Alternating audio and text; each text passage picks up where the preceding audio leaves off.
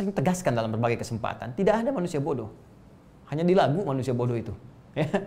Yang ada itu barangkali lingkungan yang tidak kondusif dalam mengeksplorasi pengetahuan yang bersangkutan, potensi-potensi ilmunya, ya, cara mengajar yang tidak tepat, ya, guru yang kurang tepat dalam mengajarkan, kurang sabar, ya, pun demikian lingkungan yang tidak kondusif ketika orang-orang ini berusaha menggali potensi pengetahuannya. Yang ingin saya katakan yang pertama, ilmu itu anugerah, potensi itu sudah ada, sudah tertanam.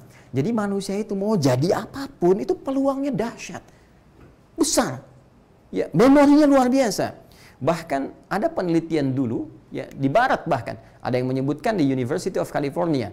Ya, saya pernah baca referensi buku itu menyebutkan riset tentang kapasitas memori manusia yang standar saja.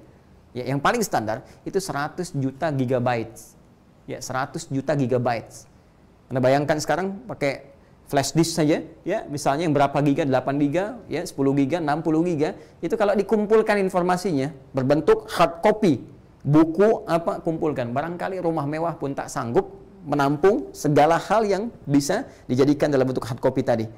Dan itu sepersekian kecil, ya, sepersekian dari anugerah memori yang telah Allah tanamkan pada seorang makhluk bernama manusia. Dahsyat. Jadi saya ingin membawa sebuah narasi untuk memberikan motivasi pada setiap diri. Tanamkan, katakan pada jiwa kita, saya makhluk pintar, saya makhluk berpengetahuan. Ya, tidak tercipta kita semua oleh Allah Subhanahu wa taala kecuali sebagai makhluk yang sangat bermartabat, makhluk yang punya nilai, makhluk yang mulia. Jadi jangan rendahkan kemuliaan kita ini dengan perilaku-perilaku yang menyimpang. Ya, kita ini makhluk istimewa. Katakan pada diri kita, Allah memuliakan saya dengan sangat istimewa. Bahkan dengan potensi keistimewaan ini bisa lebih tinggi derajatnya dibanding dengan malaikat. Allah sudah mengangkat. Kenapa Anda merendahkan diri sendiri? Hei, para pelajar dimanapun Anda berada, khususnya yang muslim, ya, yang tersambung dalam kajian ini, saya katakan kepada Anda semua, jangan pernah mengatakan pada diri Anda, saya nggak bisa, saya tidak mampu, susah nih matematika, nggak bisa nih fisika. Tidak, kawan. Katakan pada diri Anda, saya adalah makhluk istimewa yang bisa mengatasi berbagai materi apapun yang saya pelajari, saya bisa kuasai karena semua potensi itu telah Allah tanamkan pada diri kita. Keyakinan membangun sebuah kekuatan yang akan memberikan transformasi pada diri kita untuk jadi manusia yang istimewa dengan tindakan-tindakan yang nyata. Catat itu. Ya. Jadi ini poinnya. Hanya bedanya karena kita bukan nabi. Ingat, kita bukan nabi, ya. Fitrah kenabian tidak kita miliki. Awas hati-hati. Fitrah kenabian diajarkan secara langsung. Ketika Allah mengajarkan redaksinya allama. Kita hanya memiliki potensi pengetahuannya ditanamkan oleh Allah dalam jiwa kita. Tinggal sekarang persoalannya bagaimana menggali potensi ini sehingga keluasannya bisa kita dapatkan, kedalamannya bisa kita raih. Caranya adalah dengan menggali seluruh ini dalam bentuk turunan kata ini. Allama, mengajar, ya, sifatnya disebut ta'lim. Di ta'lim itu mengajar sebetulnya, bukan belajar.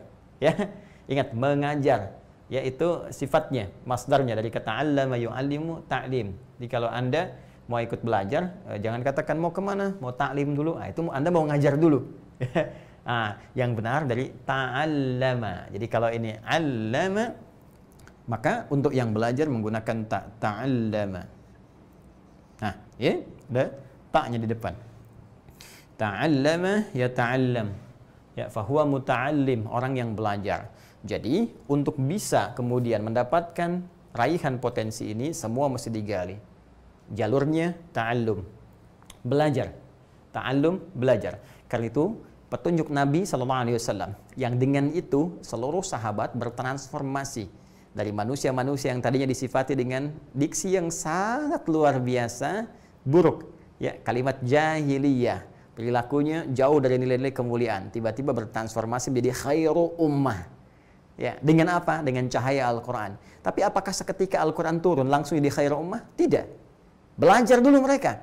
Belajar dari Nabi yang dipilih oleh Allah mengajarkan secara langsung. Mereka belajar dengan tekun, dengan sungguh-sungguh. Karena di sini tak di sini di antara maknanya menunjukkan kesungguhan. Nanti banyak, ya, makna tak yang menjadi awalan dari sebuah kalimat di bahasa Arab. Nanti di ilmu sharaf ragamnya di antara maknanya nanti ada menunjuk pada kesungguhan, keseriusan.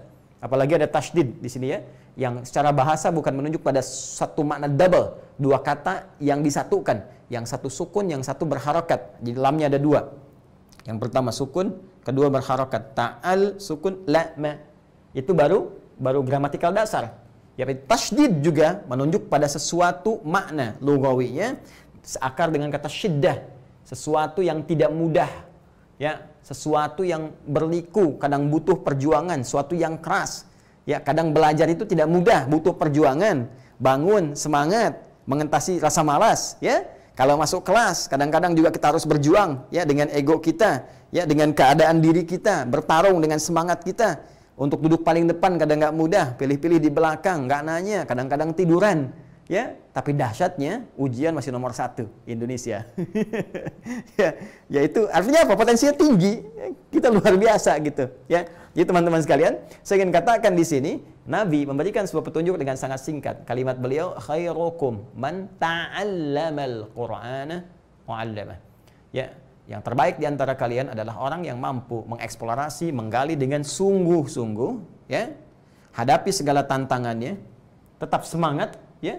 Mereka berhasil menggali makna-makna Al-Quran dengan sungguh-sungguh, semangat, tantangan tidak mudah, datang belajar kepada Nabi, ada ancaman, intimidasi, bahkan tidak sedikit yang dieksekusi, tapi hasilnya apa? Hasilnya abadi terpatri hingga kini, dengan nilai-nilai kebaikan yang melegenda. Sampai dengan saat ini kita bisa mengambil manfaatnya.